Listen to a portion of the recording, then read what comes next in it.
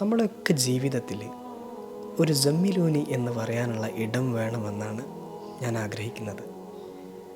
നിങ്ങൾ ഈ പ്രവാചക ചരിത്രങ്ങളിലെ ജിബ്രീലിൽ നിന്ന് ഇഖ്റ എല്ലാം സ്വീകരിച്ച് പേടിച്ച് തൊണ്ടയെല്ലാം വറ്റി വരണ്ട് ഈയൊരു ഭയത്തെക്കുറിച്ചും വേദനയെക്കുറിച്ചും പറയാൻ വേണ്ടിയിട്ട് തൻ്റെ പ്രിയപ്പെട്ട ഖദീജയിലേക്ക് ഓടിപ്പോകുന്ന പ്രവാചകനെ നിങ്ങൾ വായിച്ചിട്ടുണ്ടാകും.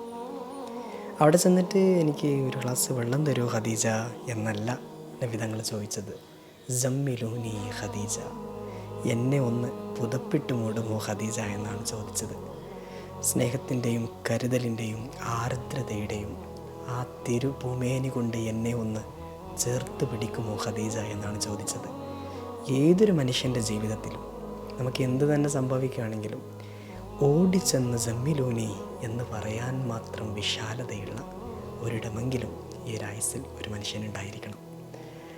അത് ഏത് രീതിയിലാണ് എന്നുള്ളത് ശുദ്ധമായ വഴികളിൽ നമ്മൾ ചിന്തിക്കുക, അതിനനുസരിച്ചുള്ള മനുഷ്യരെ ഒരു ജമ്മിലൂനിയുടെ സ്ഥാനത്ത് നമ്മൾ നിർത്തുക. Have A nice day. Thank you so much.